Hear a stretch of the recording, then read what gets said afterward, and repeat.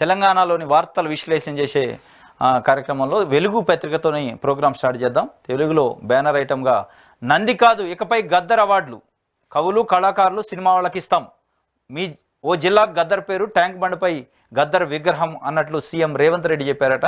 గద్దర్ అన్నతో మాట్లాడితే 1000 ఏనుగుల బలం వచ్చేది, ఆ బలంతోనే కేసీఆర్ గడీలు గోడలు బద్దలు కొట్టినాం. ఇది ప్రజాపాలన కాబట్టే కవిత కూడా స్వేచ్ఛగా వినతి పత్రం ఇస్తున్నారు. 3 నెలల్లో కేసీఆర్ సీఎం అవుతారని కొందరు పగటి కళ్ళు కంటున్నారు. అలాంటి ఆలోచన చేస్తే ప్రజలే సజీవంగా గోరీ కడతారు.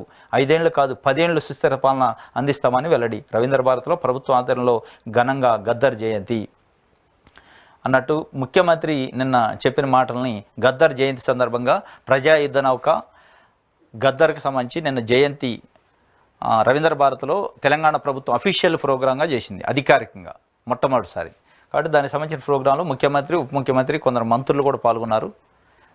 ఆ వార్తని బ్యాన్ రైటింగ్ వేసింది. కవులు కళాకారులు సినిమా వాళ్లకు రాష్ట్ర ప్రభుత్వం తరఫున నంది అవార్డులకు బదులు గద్దర్ అవార్డులు ఇస్తామని సీఎం రేవంత్ రెడ్డి ప్రకటించారు. ఇదే శాసనమని తన మాటే జీవో అని స్పష్టం చేశారు.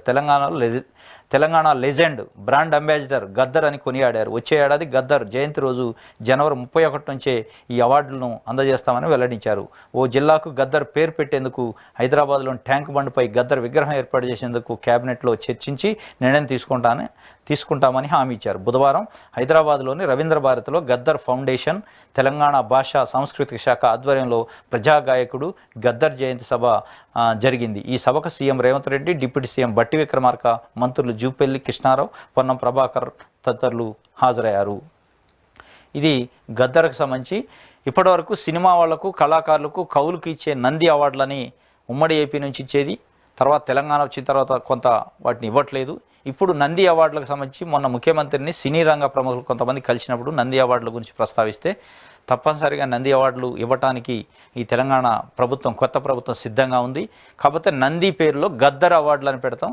గద్దర్కి గుర్తుగా గద్దర్ బర్త్డే జనవరి 31 రోజు, అంటే జయంతి రోజు ప్రతి సంవత్సరం ఆ అవార్డులు ఇస్తూ గద్దర్ను స్మరించుకుంటూ, వారి యొక్క జ్ఞాపకాలను స్మరించుకుంటూ, వారి యొక్క ఐడియాలజీలని భవిష్యత్ తరాలకు తెలియజేసే విధంగా ప్రభుత్వం నిర్ణయం తీసుకుంది. దానికి సంబంధించి వెంటనే నిన్ననే స్టేజ్ పైనే ఇది నా మాటే శాసనం, నా మాటే జీవో ఇక్కడనే అనౌన్స్ చేస్తున్నా. గద్దర్కి సంబంధించిన అవార్డులుగా నంది అవార్డులు నామకరణం చేసినాం. ప్రతి సంవత్సరం జనవరి 31, ఈ ఒక్క సంవత్సరం ఉగాది రోజు చేస్తారట. నెక్స్ట్ ఇయర్ నుంచి నంది అవార్డుల స్థానంలో గద్దర్ అవార్డులు అని పెట్టి జనవరి 31 నాడు గద్దర్ జయంతి రోజే జయంతి ఉత్సవాలతో పాటు అవార్డులు ఇస్తారు సినిమా కళాకారులకి, కవులకి, కళాకారులకి మొత్తానికి కూడా.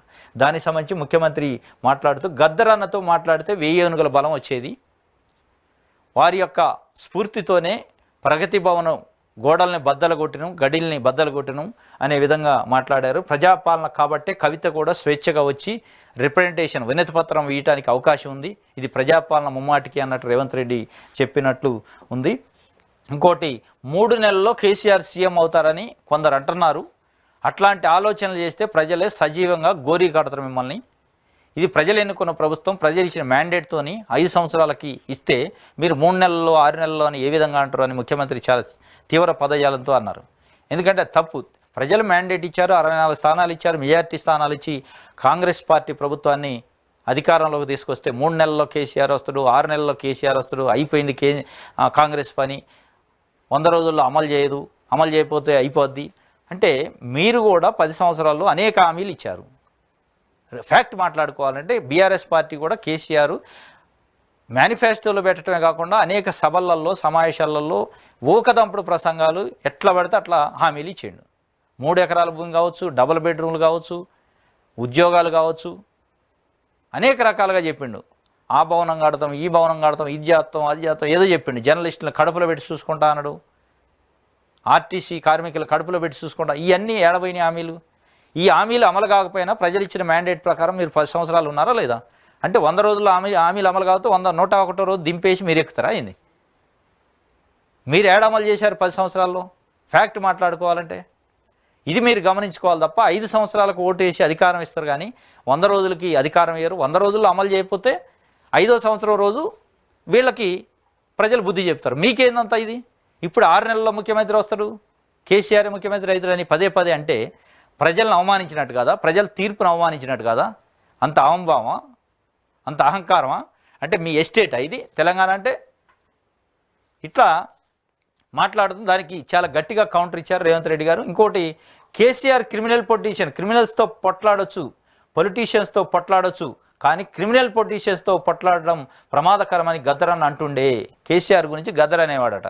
క్రిమినల్స్తో పొట్లాడొచ్చు, పొలిటీషియన్తో కూడా పొట్లాడొచ్చు, కానీ క్రిమినల్ పొలిటీషియన్తో పొట్లాడలేము. కేసీఆర్ క్రిమినల్ పొలిటీషియన్ అని గద్దర్ చెప్పినట్టు కేసీఆర్ క్రిమినల్ పొలిటీషియన్ అని గద్దర్ నాతో చెప్తుండే. మీ అందరి సహకారంతో కేసీఆర్ను గద్దె దించడం, ప్రజాపాలన తెచ్చుకున్నాం అని సీఎం రేవంత్ రెడ్డి అన్నారు. గద్దర్ ఇచ్చిన స్ఫూర్తి బలంతోనే ప్రగతి భవన్ గోడలు బద్దలు కొట్టి మహాత్మా జ్యోతి పూలే ప్రజాభవన్గా పేరు పెట్టుకున్నామని తెలిపారు.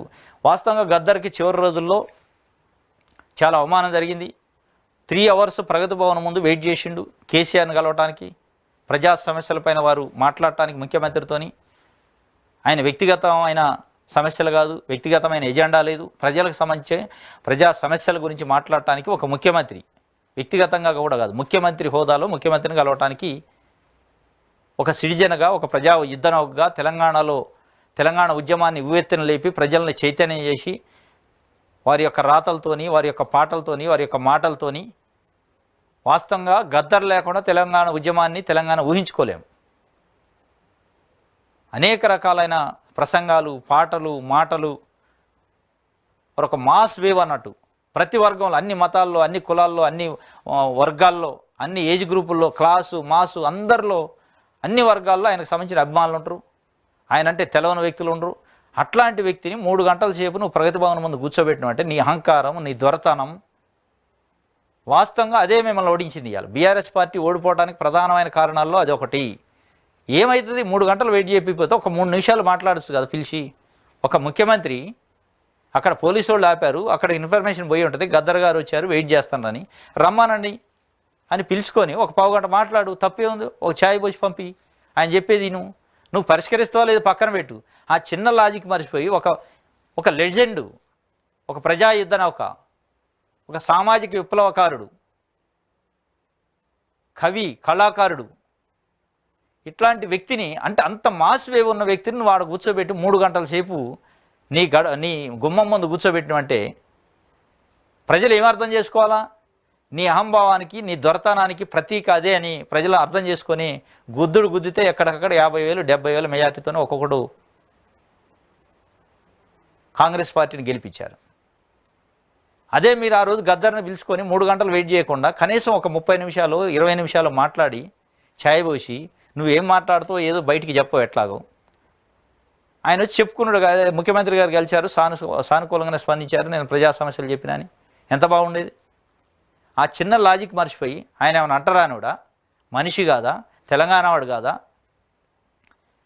ఇట్లాంటివి చేయటాన మీ యొక్క దొరతనం, మీ యొక్క అహంకారం, మీ యొక్క ఫ్యూడలిజం బయటపడది. చాలామంది ప్రజలు అక్కడ గద్దర్ ప్లేస్లో మనం ఉన్నట్టు ఊహించుకున్నారు. గద్దర్ను అవమానిస్తే తెలంగాణ సమాజాన్ని అవమానించినట్టు అని చెప్పి ఊహించుకొని ఎక్కడికక్కడికి వాళ్ళు స్వయంగా నిర్ణయం తీసుకున్నారు. బీఆర్ఎస్ పార్టీ అభివృద్ధి కానీ, పనులు కానీ, సంక్షేమం అది మర్చిపోయారు. ఇదే గుర్తొచ్చింది. గద్దర్ను అవమానించింది కాబట్టి ఓట్లు వేయొద్దు అని నిర్ణయించుకున్నారు. ఇది మళ్ళా కాంగ్రెస్ పార్టీ ఎంత మెచ్యూర్డ్గా ఆలోచించింది. నంది అవార్డుల పేర్లు గద్దర్ అవార్డు పేరు పెట్టడం, వారి జయంతిని అఫీషియల్గా నిర్వహించడం. అంటే మీరు ఎంత అయితే నిర్లక్ష్యం చేశారు, మీరు ఎంత అయితే అవమానించారో వీళ్ళు భుజాన వేసుకొని ఇవ్వాలి. వీళ్ళకి ఈ క్రెడిట్ దక్కింది తప్పనిసరిగా. ముఖ్యమంత్రి రేవంత్ రెడ్డి గారు చాలా మెచ్యూర్డ్గా స్టేజ్ పైన అనౌన్స్ చేసేసిండు. చాలా హర్షించారు. తెలంగాణ వ్యాప్తంగా నిన్న పెద్ద ఎత్తున చర్చ. నంది అవార్డులని గద్దర్ అవార్డులుగా, గద్దర్ జయంతి రోజు కవులు, కళాకారులకు, సినిమా వాళ్ళకి ఇవ్వడానికి నిర్ణయం తీసుకుంటే చాలా హర్షించారు. చాలా మంచి నిర్ణయం తీసుకున్నారు. ఈ చిన్నపాటిది ఏముంది దీంట్లో పోయేది, ప్రభుత్వానికి ఏమన్నా అయ్యేదే? నంది పేరులో గద్దర్ పేరు పెట్టిండు. ఇదే చిన్న లాజిక్ని మీరు ఉపయోగించి ఆ రోజు ముఖ్యమంత్రిగా మీరు ఉండి ఒక 30 నిమిషాలు ఆయనతో మాట్లాడుంటే, 10 నిమిషాలు మాట్లాడుంటే కనీసం ఎంత గౌరవం ఉండేది. మీకు కావాల్సిన బండి పారసారథి రెడ్డి హెట్రోడక్స్, మల్లారెడ్డి విద్యా సంస్థలు, పువ్వాడ అజయ్ కుమారు, వద్దిరాజు రవిచంద్ర, ఇట్లాంటి బడా పారిశ్రామికవేత్తలు అయితే మీరు రెడ్ కార్పెట్ పరిచి లోపలికి ఆహ్వానించి వాళ్ళకి అపాయింట్మెంట్ లేకపోయినా ఏది లేకపోయినా తీసిపోయి కూర్చోబెట్టి గంటల ముచ్చట్లు పెట్టి మీ బిజినెస్లు, మీ వ్యక్తిగత లాభాలు చూసుకోవడానికి చేస్తారు. ఈయన అట్లాంటి బిజినెస్ల కోసమే, అట్లాంటి వ్యక్తిగత లాభాల కోసం రాలేదుగా. ఆయనకేం ఇండస్ట్రీస్ లేవు, బిజినెస్లు లేవుగా. ప్రజల కోసం వచ్చిండు. అంటే మీకు ఏంటంటే ప్రజల కోసం వచ్చినోడు మాకు అవసరం లేదు, ఏదైనా వాటాలు పెట్టుబడులు డబ్బులు ఇచ్చేటోడు కావాలి, అందుకే మిమ్మల్ని ఓడించారు. ఇది నిన్న జరిగింది ఒక అప్డేటు, వెలుగు పేపర్లో వచ్చింది. ఇంకోటి, ఏడాది తిరిగేలోగా 2 లక్షల జాబ్స్, త్వరలోనే 15,000 పోలీస్ ఉద్యోగాల నోటిఫికేషన్, ఆ తర్వాత టీఎస్పీఎస్సీ నోటిఫికేషన్లు వస్తాయి. సీఎం, మేము ఉద్యోగాలు ఇస్తుంటే కేసీఆర్ ఫ్యామిలీకి కడుపుమంట, వాళ్ళు కుళ్ళుకున్న గుక్క పెట్టి ఏడ్చిన రిక్రూట్మెంట్ ఆగదు, హరీష్ రావు పెట్టే శాపనార్థాలలో పోయేది ఏమీ లేదన్న వ్యాఖ్య. ఆరోగ్య శాఖలో త్వరలో మరో 5,000 పోస్టుల భర్తీ, బట్టి విక్రమార్క. స్టాఫ్ నర్సులకు నియామక పత్రాలు అందజేత. నిన్న స్టాఫ్ నర్సులకు సంబంధించి దాదాపు 6,000 పోస్టులు సంబంధించి అపాయింట్మెంట్ ఆర్డర్స్ ఇచ్చారు. అంటే గత ప్రభుత్వంలో నోటిఫికేషన్ అయింది, దానికి సంబంధించిన ఎగ్జామ్ కూడా జరిగింది. దాన్ని కొంత గత ప్రభుత్వం నిర్లక్ష్యం చేస్తే ఇప్పుడు ప్రభుత్వం రాగానే స్టాఫ్ నర్సుల్ని నర్సింగ్ అఫీషియల్స్గా వాళ్ళు ఆఫీసర్లుగా కూడా గుర్తించారు. దానికి సంబంధించి ఇస్తూ ముఖ్యమంత్రి, ఉప ముఖ్యమంత్రి, మిగతా మంత్రులు కూడా ఉన్నారు పక్కన, వాళ్ళ ఆధ్వర్యంలో అపాయింట్మెంట్ ఇచ్చారు. ఏ రోజు కూడా తెలంగాణలో బీఆర్ఎస్ ప్రభుత్వంలో 10 ఏళ్లలో ముఖ్యమంత్రి కనపడి ఉద్యోగ పత్రం ఇస్తున్నా అని చేతి నుంచి ఇచ్చిన దాఖలాలు లేవు. అసలు ఆయన కనపడేవాడు కాడు. ప్రతిరోజు ఈరోజు కాంగ్రెస్ పార్టీ ప్రభుత్వం వచ్చిన తర్వాత ముఖ్యమంత్రి కానీ, ఉప ముఖ్యమంత్రి కానీ, మిగతా మంత్రులు కానీ ప్రజల్లో కనిపిస్తున్నారు, ప్రజలతో మమేకమవుతున్నారు, ప్రజలతో మాట్లాడుతున్నారు. ప్రతిరోజు ముఖ్యమంత్రి మీడియాలో వస్తుండు, ప్రతిరోజు సెక్రటరియట్కి వస్తుండు, గాంధీ భవన్కి వస్తుండు, లేదంటే ఎక్కడెక్కడైతే కార్యక్రమాలు ఉన్నాయో అక్కడికి వెళ్తాడు. కూడా అసలు 10 సంవత్సరాల్లో ముఖ్యమంత్రి వస్తుండే 3 నెలలకు 6 నెలలకు వచ్చేది, ప్రగతి భవన్లో పెద్ద టేబుల్ వేసుకునేది, ఒక ప్రెస్ మీట్, ఇటు అటు ఒక 12 మంది కూర్చోబెట్టుకొని చక్కా ఒక 30 నిమిషాలు 40 నిమిషాలు వాడిని తిట్టేది, పోయేది, కథం మళ్ళీ కనపడిపోయేది. 4 నెలలు 5 నెలలు ఎప్పుడు వస్తాడా కేసీఆర్ అని చూసుకునే పరిస్థితి ఉండేది. ఇది ఇప్పుడు ముఖ్యమంత్రి ప్రతిరోజు నిత్యం ప్రజలతోని మాట్లాడుతుండు, మంత్రులు ప్రజలతో మాట్లాడుతుండ్రు. ఇది ఈ ఫోటో చూస్తే అది తెలుస్తున్నాడు. మామూలు నర్సింగ్ స్టాఫ్కి సంబంధించి అపాయింట్మెంట్ ఇవ్వడానికి ముఖ్యమంత్రి స్వయంగా వచ్చి ఇవ్వటం అంటే గర్వకారణం. ఇది ఇట్లుండాలి, ప్రజల్లో ఉండాలి ముఖ్యమంత్రి. మీరు పదే అద్భుతం, బంగారు తెలంగాణ, ఇంతకంటే మించినోడు దేశంలో లేడు, గొప్పోడు, దేశంలో నెంబర్ 1 చేసిండు. అసలు ముఖ్యమంత్రి సెక్రటరీ 10 సంవత్సరాలు రాకుండా ఉండి ముఖ్యమంత్రి ప్రజలకు కలవకుండా ఉంటేనే గొప్ప రాష్ట్రం అయితే, దేశంలో నెంబర్ 1 అయితే, మరి రోజు ప్రజల్లో ఉండి 24 గంటలు 18 గంటలు పనిచేసే ముఖ్యమంత్రులు ఉన్న రాష్ట్రాలు, ఇప్పుడు ప్రజల్లో నిత్యం ఉంటున్న ప్రభుత్వం, మరి దేశంలో నెంబర్ 1 కావాలి, ఇంకా నెంబర్ 1 డబల్ నెంబర్ 1 కావాలి. ఇంట్లో పండినోడికే నెంబర్ 1 అయితే రోజు 18 గంటలు పనిచేసేటోడికి ఎంత నెంబర్ 1 అయింది? అటు ఉద్యోగాల భర్తీ విషయంలో 2 లక్షల ఉద్యోగాలు ఏడాది తిరిగేలోగానే వేస్తామని కూడా చెప్పారు. 15,000 పోలీసు ఉద్యోగాలకు కూడా అనుమతిస్తామని చెప్పారు. ఇంకోటి, బడ్జెట్ సెషన్లో కులగణనపై బిల్లు చట్టబద్ధంగా చర్చ జరుపుతాం. మంత్రి పొన్నం, మేధావులు బీసీ సంఘాలు సూచనలు తీసుకుంటాం, ప్రతిపక్షాలు కూడా సలహాలు ఇవ్వచ్చు.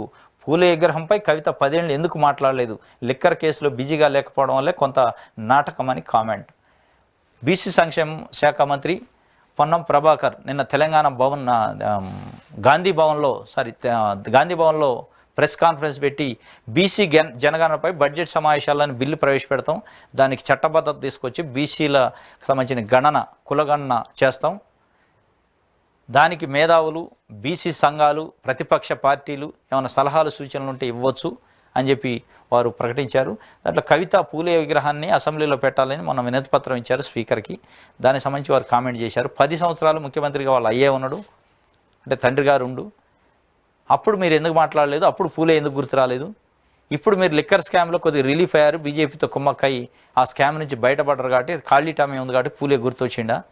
లేదంటే ప్రగతి భవన్కి మేము ప్రజాభవన్ అని పెట్టినాం, దాన్ని మహాత్మా జ్యోతిబా పూలే ప్రజాభవన్ అని పేరు పెట్టినందుకు మళ్ళీ అసెంబ్లీలో కూడా ఎక్కడ పెడతారని ముందే అలర్ట్ అయ్యి మీకేదో క్రెడిట్ రావాలని వినతి పత్రం ఇచ్చారా అని వారు విమర్శించారు. వాస్తవంగా కవిత రాజకీయమే అది. జ్యోతిబాబు పూలే విగ్రహం పెట్టాలని ఈరోజు అంటమైంది? 10 సంవత్సరాలు మీరున్నారు, మీరు అనుకుంటే నిమిషంలో పెట్టవచ్చు. అది మీరు అనుకుంటే నిమిషమే పని. తెలంగాణలో ఏదన్నా గత 10 ఏళ్లలో పని చేయాలంటే తెలంగాణలో కేసీఆర్ ఫ్యామిలీ నుంచి ఒక మనిషి, కేసీఆర్ ఫ్యామిలీలో కుటుంబ సభ్యుల్లో ఒక మనిషి చేయాలి అనుకుంటే అది చేయాలి. కేసీఆర్ సంబంధించి నిర్ణయాలు అట్లుండేవి. టాప్ లెవెల్ ఆఫీసర్స్ కూడా ఇన్స్ట్రక్షన్స్, మా ఫ్యామిలీ నుంచి ఎవడన్నా ఏది చెప్పినా చేయాల్సిందే. అది ఇక్కడ రోడ్డు వేయాలంటే వేయాలి, ఇక్కడ రోడ్డు తీయాలంటే తీయాలి, ఇక్కడ బ్రిడ్జ్ చేయాలంటే తీయాలంటే తీయాలి. అట్లాంటివి ఉన్నప్పుడు మీరు ఒక మాట చెప్తే అయిపోయేది కాదు. జ్యోతిబా పూలే ఏదేది, సావిత్రిబా పూలే ఏది విగ్రహాలు వచ్చాయి. మీకు నిజంగానే నిజాయితీ, మీకు నిజంగానే వాళ్ళపైన ప్రేమ మమకారం ఉంటే ఇదంతా రాజకీయం కోసం, ఏదో ఓట్ బ్యాంక్ రాజకీయం అనమాట. ఇది వెలుగు పేపర్కి సంబంధించి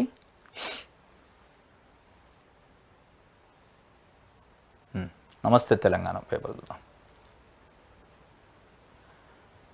6,956 మందికి నియామక పత్రాలు. వైద్య ఆరోగ్య శాఖలో ఎంపికైన నర్సింగ్ ఆఫీసర్లకు ముఖ్యమంత్రి రేవంత్ చేతుల మీదుగా అందజేత ఎల్బీ స్టేడియం వేదికగా అట్టహాసంగా కార్యక్రమం. మంత్రులతో కలిసి ఆర్భాటంగా ఆర్డర్ కాపీలు. ఏడాదిలోగా 2 లక్షల ప్రభుత్వ ఉద్యోగాల భర్తీ. త్వరలో 15,000 పోలీసు ఉద్యోగాలకు నోటిఫికేషన్. టీఎస్పీఎస్సీ ద్వారా వరుసగా నియామకాలు మరోసారి స్పష్టం చేసిన ముఖ్యమంత్రి. ఇక ఆఫీసర్లుగా స్టాఫ్ నర్సులు, నర్సింగ్ ఆఫీసర్లుగా మారుస్తూ సర్కారు నమస్తే తెలంగాణ కథనానికి స్పందన. అబ్బో, గత బీఆర్ఎస్ సర్కారు నర్సింగ్ ఆఫీసర్ల ఉద్యోగాల భర్తీ ప్రక్రియను పూర్తి చేయగా ఎంపికైన వారికి కాంగ్రెస్ సర్కారు నియామక పత్రాలు అందజేసింది. హైదరాబాదు ఎల్బీ స్టేడియంలో వేదికగా బుధవారం అట్టహాసంగా నిర్వహించిన కార్యక్రమంలో డిప్యూటీ సీఎం బట్టి విక్రమార్కతో కలిసి సీఎం రేవంత్ రెడ్డి మొత్తం 6,956 మందికి తన చేతుల మీదుగా ఆర్డర్ కాపీలు అందజేశారు. స్టాఫ్ నర్సుల నియామకం చాలా రోజులుగా పెండింగ్లో ఉన్నదని, తమ ప్రభుత్వం అధికారంలోకి రాగానే ఆ సమస్యను పరిష్కరించిందని చెప్పుకొచ్చారు. చెప్పుకొచ్చారంటే నిజంగా చెప్పుకొచ్చారు. అట్టహాసం ఏముంది అందులో? వాళ్ళ ప్రభుత్వం వచ్చింది, ఎల్బీ స్టేడియంలో పెట్టారు. 6,956 మందికి నియామక పత్రాలు ఇచ్చారు. మీరు నోటిఫికేషన్ ఇచ్చారు. నోటిఫికేషన్ ఇస్తే దాన్ని మర్చిపోవటమే. అది ఏమైందో మీరు కనుక్కోరు, రివ్యూ ఉండదు. ఎల్బీ స్టేడియంలో కాంగ్రెస్ సెల్ఫ్ డబ్బా. నర్సింగ్ నియామకాలలో తామే చేసినట్టు ప్రచారం. 50 రోజుల్లో నోటిఫికేషన్ ఇచ్చి భర్తీ చేశారా? యథార్థం చెప్తే శాపనార్థాలని అంటున్నారు. రేవంత్ కాంగ్రెస్ అధిష్టానమైన గడ్డి పెట్టాలి. ముఖ్యమంత్రిపై మాజీ మంత్రి హరీష్ రావు ఫైరు. గడ్డి పెట్టాలి. రేవంత్ కాంగ్రెస్ అధిష్టానం గడ్డి కాదు, మీకు జనం గడ్డి పెట్టారు ఆల్రెడీ. మళ్ళా ఎంపీ ఎన్నికల్లో పెట్టే పరిస్థితుంది. ఎందుకంటే ఎల్బీ స్టేడియంలో కాంగ్రెస్ సెల్ఫ్ డబ్బా అంటే ప్రభుత్వం ఉన్నప్పుడు మీరు చెప్పుకోలేదా? ప్రభుత్వం ఉట్టిగా ప్రభుత్వ భవన్కు పిలిచి రైతుల్ని, ఆటో కార్మికుల్ని, ఇంకే ఉన్న ఆర్టీసీ కార్మికుల్ని పిలుచుకొని భోజనాలు పెట్టి ప్రభుత్వ డబ్బులతోని మీ సెల్ఫ్ డబ్బా కొట్టుకొని కేసీఆర్కి పాలాభిషేకం చేయాలి. మీరు జై కేసీఆర్ అనాలా? గ్రామాలలో జిల్లాలలో పోయి మీరు కేసీఆర్ని పొగడాలా అని చెప్పి పంపించాలి. అది సెల్ఫ్ డబ్బా కాదా? నియామక పత్రాలు ఇచ్చారు. దాని సందర్భంలో 2 లక్షల ఉద్యోగాలు సంవత్సరంలో భర్తీ చేస్తాం, 15,000 ఉద్యోగాలు పోలీసు భర్తీ చేస్తాం అని చెప్పారు. తప్పే ఉంది? మీరు నిజంగానే చిత్తశుద్ధి ఉంటే మీరే గవర్నమెంట్ ఉన్నప్పుడు ఇవ్వచ్చు కదా. మరి మీరు ఇష్యూ చేశారు నోటిఫికేషన్, ఎగ్జామ్ ఎందుకు లేట్ అయింది? ఓకే, ఇప్పుడు కొత్త ప్రభుత్వం ఇస్తా, మీరు ఇస్తారా? ప్రతిపక్షంలో ఉన్న వాళ్ళు ఇస్తారా? మరి ఇవ్వండి వచ్చి. మీకు చిత్తశుద్ధి లేదు. ప్రభుత్వ ఉద్యోగాలు, నిరుద్యోగులకు సంబంధించిన ఉద్యోగాలను భర్తీ చేసే దాంట్లో ఎక్కడా కూడా చిత్తశుద్ధి లేదు. వేయాలి కాబట్టి నోటిఫికేషన్ వేస్తారు తప్ప ఏది ముందుకు పోదు, ఏది కాదు. అది అందరికీ తెలిసింది. ఇదే ప్లేస్లో బీఆర్ఎస్ ప్రభుత్వం ఇట్లా అధికారంలోకి మళ్ళీ వచ్చి ఉంటే వీళ్ళకి ఇంకా 2 సంవత్సరాలైనా ఈ ఆర్డర్స్ వచ్చేయవు. ఫ్యాక్ట్ ఇది. ఇంకా 2 సంవత్సరాలైనా వీళ్ళకి దిక్కు లేదు. రిప్రజెంటేషన్ తీసుకుంటాడు కూడా ఉండవు. అంత దొరతనం, అంత అహంకారం, అహంభావం ఉండేది. ఎవరికి ఇవ్వాలని తెలవని పరిస్థితి అట్లా ఉండేది. మీరు నిజంగానే చిత్తశుద్ధి ఉంటే ఎలక్షన్ టైంలో రాజకీయ పదవులు హడావుడిగా గంటల మీద ఇచ్చేశారు అపాయింట్మెంట్స్. రాజకీయ నాయకులకి, టికెట్ రాని వాళ్ళకి, అసంతృప్తులకి టక్క ఇచ్చారు. మీరు ఉద్యోగాలు ఎందుకు ఇవ్వాలి నిరుద్యోగులకి? Muthireddy Yadagiri Reddy RTC chairman GO వచ్చేసింది. రాజయ్య స్టేషన్ గారి నుంచి తాటికొండ రాజయ్యకి టికెట్ మిస్ అయింది కాబట్టి ఆయనకి వెంటనే రైతు బంధు సమితి చైర్మన్ ఇచ్చేశారు. అంటే మీరు అనుకుంటే రాత్రి జీవోలు ఇస్తారు, రాత్రి పోస్టులు ఇస్తారు మీకు కావాల్సిన వాళ్ళకి, రాజకీయ పదవులకి. కవిత నిజామాబాద్లో ఓడిపోతే 6 నెలల్లో ఎమ్మెల్సీ చేస్తారు కావాల్సిన వాళ్ళకి. మీ ఫ్యామిలీలో ఉద్యోగాలు ఒక్కడికి కూడా ఉద్యోగం లేకుండా ఉండొద్దు, అందరికి ఉద్యోగం ఉండాలి. ఏమన్నా కొంచెం ఉద్యోగం లేకుండా ప్రజలు తిరస్కరిస్తే వెంటనే ఇంకొక ఇండైరెక్ట్ కోటాలో ఉద్యోగం తీసుకోవాలి. కానీ అసలు మీ కోట్లేసి తెలంగాణ కోసం ఉద్యమం చేసిన నిరుద్యోగులకి ఎక్కడ ఉద్యోగాలు ఇయ్యరు. మీరు భర్తీ చేయడానికి నోటిఫికేషన్లు వేస్తారు, దానికి సరైన న్యాయబద్ధంగా ఉండు, న్యాయ చిక్కులు, కోర్టు కేసులు వాటిని పట్టించుకుంటూ ఉండు. ఇప్పుడు ఇస్తుంటే సెల్ఫ్ డబ్బా అంటే ఏందన్నట్టు ఇది నమస్తే తెలంగాణకు సంబంధించి ఆంధ్రజ్యోతి చూద్దాం. ఆంధ్రజ్యోతిలో 15,000 పోలీసు ఉద్యోగాలు త్వరలోనే నోటిఫికేషన్. ఏడాదిలోగా 2 లక్షల ఉద్యోగాల భర్తీ అన్నట్టు. 3,000కు పైగా ఖాళీల భర్తీకి ఆర్టీసీ కసరత్తు. ఆర్టీసీలో కూడా 3,000 ఉద్యోగాలు ఉన్నాయట. 2,000 పైగా డ్రైవరు, 1000కి పైగా కండక్టర్లు, 200 సూపర్వైజర్ స్థాయి పోస్టులట. ఇది లోక్సభ ఎన్నికల కోడ్ లోపే నోటిఫికేషన్ వచ్చే అవకాశం ఉందని. అదే రాజన్న ఆలయ అభివృద్ధికి 20 కోట్ల నిధులు. వేములవాడ రాజన్న దేవాలయానికి సంబంధించి నిన్న సీఎం సమీక్ష చేశారు. 20 కోట్ల నిధులు విడుదల చేస్తున్నట్టు ముఖ్యమంత్రి చెప్పారు. దానికి సంబంధించి కూడా ఒక వార్త. ఇంకోటి, నంది ఇక గద్దర్ అవార్డు వచ్చే ఏడాది నుంచి కవులు కళాకారులు సినీ ప్రముఖులకు పురస్కారాలు. ఇదే శాసనం నా మాటే జీవో. ముఖ్యమంత్రి రేవంత్ గద్దర్ పేరిట జిల్లా విగ్రహం ఏర్పాటుపై కేబినెట్లో చర్చ. గద్దర్ స్ఫూర్తితోనే గడీలు బద్దలు కొట్టినా నేను వెల్లడి. వచ్చే ఎన్నికల్లో నిక్కర్ పార్టీకి ఓటేనని వ్యాఖ్య. గద్దర్ కోరుకున్న మార్పు కోసం కృషి అని పట్టి విక్రమార్క చెప్పారు. ఇది ఇంకోటి గ్రూప్ 1పై దారిటు. గ్రూప్ 1కి సంబంధించి టీఎస్పీఎస్సీ పరిశీలనలో 2 ప్రతిపాదనలు. మొదటిది పరీక్ష రద్దు, అనుబంధ నోటిఫికేషన్, పోస్టుల సంఖ్య పెంచి మళ్లీ పరీక్ష నిర్వహణ. రెండవది గత పరీక్షతోనే పోస్టుల భర్తీకి వచ్చిన మొదటి ప్రతిపాదనకి టీఎస్పీఎస్సీ ప్రాధాన్యం. సుప్రీంకోర్టులో కేసు ఉపసంహరణకు అవకాశం. ఇతర పోస్టులపైన కసరత్తు త్వరలోనే రీషెడ్యూల్. గ్రూప్ 1 పైన ప్రధానంగా మహేందర్ రెడ్డి, మాజీ డీజీపీ మహేందర్ రెడ్డి గారు టీఎస్పీఎస్సీ చైర్మన్ అయ్యారు. 5 సభ్యులు కూడా ఎంపికయ్యారు. వాళ్ళు ఎంపికైన దగ్గర నుంచి వరుసగా రివ్యూలు చేస్తూ గతంలో రిలీజ్ చేసిన నోటిఫికేషన్లు, ఎగ్జామ్ జరిగి రిజల్ట్ కోసం ఉన్నాయి, ఎగ్జామ్ జరగాల్సినవి, మళ్ళా రిలీజ్ చేయాల్సినవి, కోర్టు కేసులు మొత్తం సమీక్ష చేస్తున్నారు. దాంట్లో గ్రూప్ 1కి సంబంధించి ప్రధానంగా పోస్టుల సంఖ్య పెరుగుతుందట. దానికి అనుబంధ నోటిఫికేషన్ ఇచ్చి పాత నోటిఫికేషన్ రద్దు చేసి మొత్తం కలిపి ఒక నోటిఫికేషన్ ఇవ్వటమా, లేదంటే పాత పరీక్ష స్థానంలోనే ఇంకొక పరీక్ష పెట్టడమా, ఇది ఆలోచిస్తున్నారట. మొత్తానికి గ్రూప్ 1 పైన ఒక ముందడుగు పడే అవకాశం ఉన్నట్టుగా కనిపిస్తుంది. ఇంకోటి ఖర్చు బారెడు, ఫలితం జానెడు. సాగునీటి రంగంలో 10 ఏళ్లలో పరిస్థితి 1,82 lakhs కోట్ల వ్యయంతో తడిసింది 17.2 లక్షల ఎకరాలే. ఉమ్మడి ఏపీలో 58 ఏళ్లలో తెలంగాణపై చేసిన వ్యయం 54,021 కోట్లు. కొత్తగా సాగులోకి వచ్చింది 57.87 లక్షల ఎకరాలు. 93,872 కోట్లు ఖర్చు చేసిన కాళేశ్వరంతో 98,000 ఎకరాలకే సాగునీరు. నీటిపారుదల శాఖపై సర్కార్ శ్వేతపత్రం. వివరాలు సేకరించిన ఆంధ్రజ్యోతి. అసెంబ్లీకి ముందే శ్వేతపత్రం విడుదల. ఇది ఇరిగేషన్ శాఖకు సంబంధించి శ్వేతపత్రం విడుదల చేసిన తర్వాత దాంట్లో ప్రధానంగా వాళ్ళు చెప్పింది ఏంటంటే 1,82,000 కోట్ల రూపాయలు ఖర్చు చేస్తే, మొత్తం తెలంగాణ 10 సంవత్సరాల్లో 1,82,000 కోట్ల ఖర్చు చేస్తే 17,24,000 ఎకరాలు మాత్రమే సాగులోకి వచ్చిందట. 17,24,000 కోట్లు అంటే ఎన్ని రేట్లు తేడా ఉందో చూడండి. 1,82,000 కోట్లు ఖర్చు చేస్తే 17,24,000 ఎకరాలకే తడిసిందట, అంటే సాగులోకి వచ్చింది. 58 ఏళ్లలో ఉమ్మడి ఏపీలో 58 ఏళ్లలో తెలంగాణపై పెట్టిన ఖర్చు 54,021 కోట్లు పెడితే వాళ్ళు సాగులోకి తెచ్చింది 57,87,000 ఎకరాలు. కాళేశ్వరం పేరుతో మీరు 93,000 కోట్లు 93,872 కోట్లు ఖర్చు చేస్తే 98,000 ఎకరాలకే సాగునీరు, కనీసం 1,00,000 కూడా కాదు. అంటే ఒక ఎకరానికి ₹1,00,00,000 పైన ఖర్చు పెట్టారు. 58 ఏళ్లలో 57,000 కోట్లు పెడితే మీరు 1,82 లక్షల కోట్లు ఖర్చు పెట్టి 17 లక్షల ఎకరాలకు నీళ్ళు ఇచ్చారంటే ఎంత ఘనకార్యం. మీరు చేసిన బంగారు తెలంగాణ, మీరు చేసిన దేశంలో రోల్ మోడల్ అని పదే చెప్పేది. అందుకే హెడ్డింగ్ పెట్టారు, ఖర్చు బారెడట ఫలితం జానెడు. ప్రజల సొమ్మును మొత్తం గోదావరిలో కలిపారు, ప్రజల సొమ్మును మొత్తం నీళ్ల పాలు చేశారు. ఇది మీ యొక్క కోర్టు. కేటీఆర్ కోర్టుకు రావాల్సిన ఆయనకు మరీ అంత అహంకారం పనికిరాదు. నా గౌరవం కోసం చివరిదాకా పోరాడతా. కాంగ్రెస్ ఏపీ వ్యవహారాల ఇన్ఛార్జి ఠాకూర్ కేటీఆర్కి పరువు నష్టం నోటీసులు పంపినట్టు వెల్లడి. ఏపీలో వైసీపీకి మిగిలేది 3 ఎంపీలేనని జోష్యం. ఇది సిల్వర్ స్పూన్తో పుట్టిన కేటీఆర్కు అంత అహంకారం పనికిరాదని కాంగ్రెస్ ఏపీ వ్యవహారాల ఇన్ఛార్జ్ మాణిక్యం ఠాకూర్ వ్యాఖ్యానించి తనపై ఆరోపణలు చేసినందుకు మదురై కోర్టులో విచారణ ఎదుర్కోవడానికి సిద్ధంగా ఉండాలని ఈ మేరకు ఎక్స్ వేదికగా కేటీఆర్ చేసిన ట్వీట్కు ఆయన బదులిచ్చారు. క్లోజ్డ్ కేసును దారి మళ్లించడానికి ప్రయత్నించవద్దు. మీరు నాపై మాత్రమే ఆరోపణలు చేశారు. వీడియోలో ఇతర పేర్లు లేవు. మదురై కోర్టు విచారణను ఎదుర్కోకుండా పారిపోయావు. మీకు అంత అహంకారం పనికిరాదు. మీ పెయిడ్ సోషల్ మీడియాలో టీంలో ఎక్స్లో మాత్రమే దాడి చేయగలదు. ఒక అమాయకుడిని నిందించినందుకు కోర్టుకు రావాల్సిందే. నిజాయితీ పరులకు ఇంకెప్పుడు ఇలా జరగకూడదు అని ట్వీట్ చేశారు.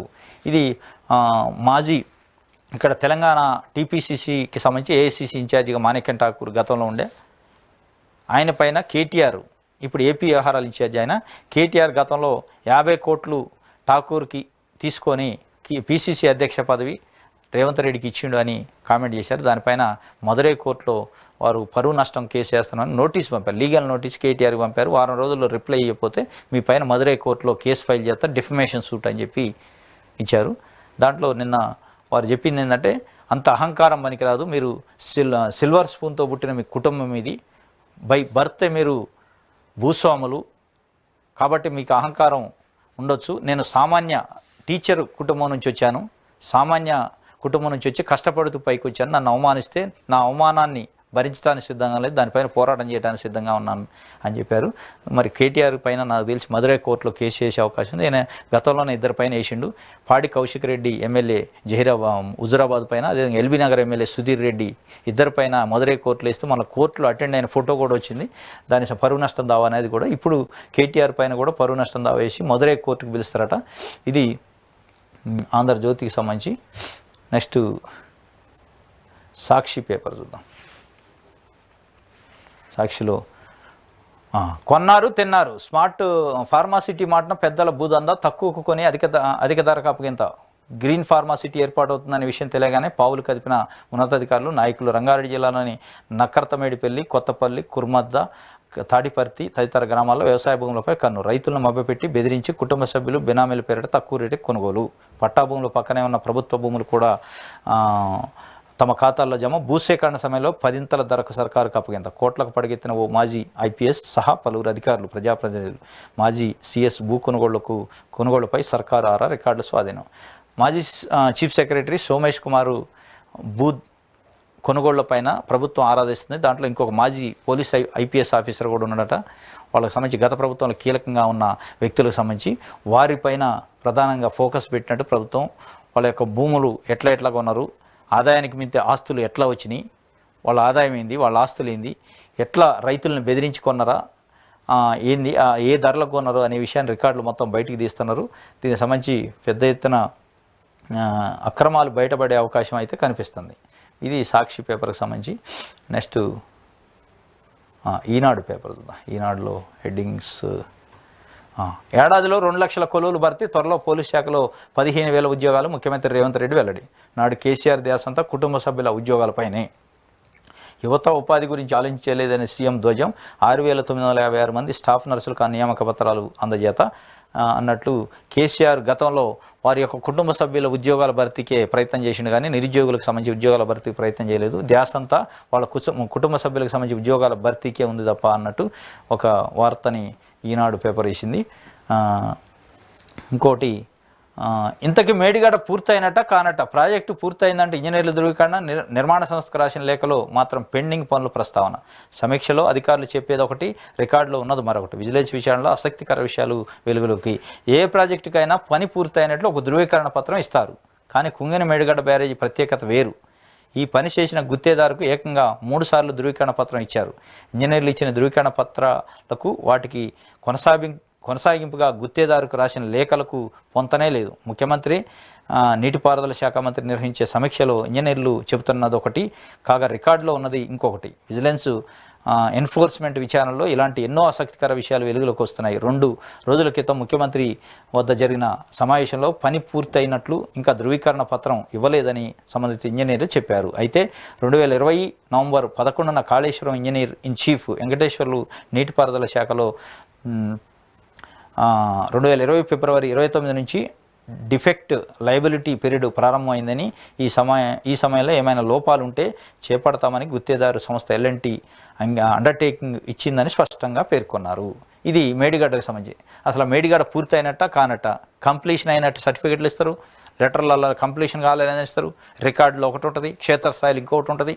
ఇదంతా విజిలెన్స్ అండ్ ఎన్ఫోర్స్మెంట్ సంస్థ తెలంగాణ ప్రభుత్వ ఆదేశాల మేరకు విచారణ చేస్తుంది. మేడిగడ్డ కాళేశ్వరం ప్రాజెక్టులు మొత్తం పైన కూడా ఎట్లాంటి అవినీతి అక్రమాలు జరిగినాయి, ఎట్లాంటి వైలేషన్స్ జరిగినాయి, ఆ కుంగుబాటు అయింది, మొత్తం రికార్డులు పరిశీలిస్తుంది. కానీ రికార్డులకి క్షేత్రస్థాయిలో పనులకు సంబంధం లేదు, పొంతన లేకుండా ఉంది. వాళ్ళు చెప్పే సమాధానాలు కూడా పొంతన లేదట. మరి ఎటుపోద్దో చూడాలి. ఇది ఈనాడు సంబంధించి.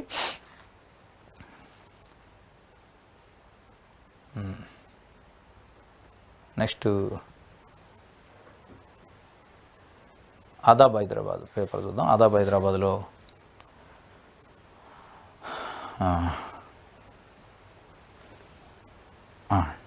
డిగ్రీ లెక్చరర్ల జోన్ల మార్పులో చేతివాటం. రాష్ట్రపతి ఉత్తర్వులను ఉల్లంఘించి ఉన్నతాధికారులు అంతర్రాష్ట్ర అధ్యాపకుల నుంచి ఆమ్యామయాలు. ఏపీ నుంచి వచ్చిన 14 మంది లెక్చరర్లకు మొదట మల్టీజోన్ కేటాయింపు, మొదట మల్టీజోన్ 1 కేటాయింపు, యూనియన్ లీడర్ల రంగప్రవేశంతో మారిన సీను. తర్వాత అదే 14 మందికి మల్టీజోన్ 2 కేటాయింపు. బదిలీల్లో గట్టిగానే డబ్బులు దండుకున్నట్లు ఆరోపణలు. ఇది వాకాటి కరుణ ఫైల్ ఫోటో. ఇంకోటి నవీన్ మిట్టల్. వీళ్ళు డిగ్రీ లెక్చరర్లో జోనల్ మార్పులో ఒక్కొక్కళ్ళ దగ్గర నుంచి 5 లక్షలు 6 లక్షలు తీసుకుంటారని ఆరోపణలు ఉన్నాయి. గతంలో కూడా ఆరోపణలు వచ్చినాయి నవీన్ మిట్టల్ పైన. ఆయన కమిషనర్ ఆఫ్ కాలేజియేట్ ఎడ్యుకేషను, వీరు సెక్రటరీ ఎడ్యుకేషను, ఇద్దరు ఉన్నారు. ఏపీ నుంచి విభజన హామీల్లో భాగంగా, విభజన చట్టంలో భాగంగా ఏపీ నుంచి కొంతమంది ఇక్కడికి వచ్చారు, డిగ్రీ కాలేజ్ లెక్చరర్లు. ఏపీ నుంచి ఇక్కడికి వచ్చిన తర్వాత 317 జీవో ప్రకారం వాళ్ళ సీనియారిటీ తగ్గిద్ది. ఇక్కడ ఉన్న వ్యక్తులు సీనియర్స్ అవుతారు, వాళ్ళు జూనియర్స్ అవుతారు. ఏదైతే వచ్చిన రోజు నుంచి కౌంట్ అయింది సీనియారిటీ. కాబట్టి ఇక్కడ ఉన్న వ్యక్తులు ఆప్షన్ ఇచ్చుకున్న తర్వాత, ఇక్కడున్న వ్యక్తులు చూజ్ చేసుకున్న ఆప్షన్స్ అయిపోయిన తర్వాత మిగిలిన ఆప్షన్స్లో వాళ్ళు చూజ్ చేసుకోవాలి. అట్లా చేసుకుంటే మల్టీ జోన్ 1 వచ్చింది వాళ్ళకి. అంటే మల్టీ జోన్ 1 అంటే మన తెలంగాణలో 2 మల్టీ జోన్లు 1, 2.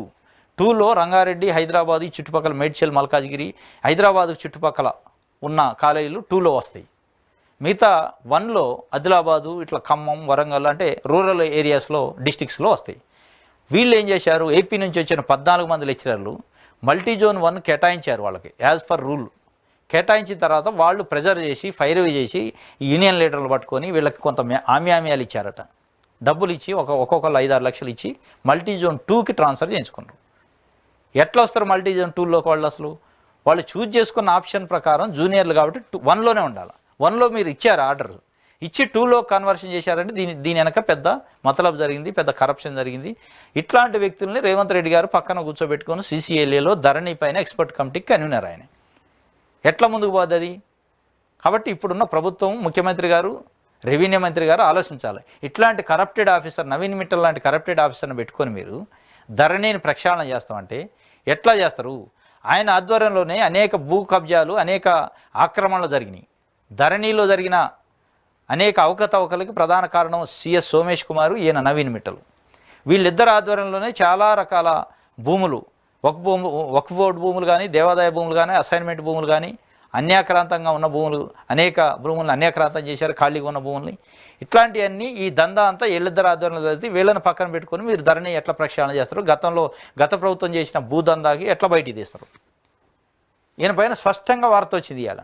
ఇట్లాంటి వ్యక్తులపైన, ఇట్లాంటి ఆఫీసుల చర్యలు తీసుకోకుండా మీ గవర్నమెంట్లో పెట్టుకొని, మళ్ళీ కీలకమైన ధరణి ఇష్యూలో పెట్టుకొని, ధరణి ఎక్స్పర్ట్ కమిటీలో పెట్టి ధరణి ప్రక్షాళన చేసే బాధ్యతను ఆయనకు అప్పచెప్తే ఎట్లా ప్రక్షాళన చేస్తారు? గత 10 ఏళ్లలో జరిగిన భూ అక్రమాలు ఎట్లా బయటకు వస్తాయి? అసైన్మెంట్ భూములు, దేవాదాయ భూములు, వక్ఫ్ భూములు, ప్రభుత్వ భూములు ఎట్లా బయటకు వస్తాయి? బీఆర్ఎస్ పార్టీ నాయకులు, అధికార పార్టీ నాయకులు అప్పట్లో కబ్జా చేసిన భూములు ఎట్లా బయటకు వస్తాయి? ధరణిలో డిజిటలైజేషన్లో రికార్డులు మార్చిన భూములు ఎట్లా బయటకు వస్తాయి? ఇట్లాంటి కరప్టెడ్ ఆఫీసర్లు బయట పక్కన పెట్టుకొని మీరు చేయటం వల్ల ఉపయోగం లేదు. ఈయన మొత్తం రికార్డులు హైడ్ చేస్తారు ఇప్పుడు. ఎందుకంటే ఈయన చేతిలో పెట్టారు మీరు ఆ ప్రక్షాళన చేయమని. దొంగ చేతికి తాళాలు ఇస్తే ఎట్లా దొరికిద్ది సొమ్ము? దొరకదు. కాబట్టి తప్పనిసరిగా ఇట్లాంటి ఆఫీసర్లు తప్పించి ఒక నిజాయితీగా ఆఫీసర్ని, కమిట్మెంట్ ఉన్న ఆఫీసర్ని, దానిపైన అవగాహన ఉన్న ఆఫీసర్ని వేస్తే గత ప్రభుత్వంలో జరిగిన అవకతవకలు బయటకు వస్తాయి.